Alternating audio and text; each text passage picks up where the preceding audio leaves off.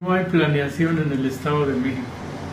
Pasó el tiempo y en el 2017 la autorización para el conjunto residencial mal llamado Bosque Diamante, que pretendían devastar un área de 238 hectáreas de un bosque de encino, un bosque hermoso, casi virgen. Estaba autorizado para ser derribadas esa cantidad de árboles para una zona habitacional de cerca de 20,000 viviendas. Otro absurdo, otro problema más para la comunidad, porque no hay planeación.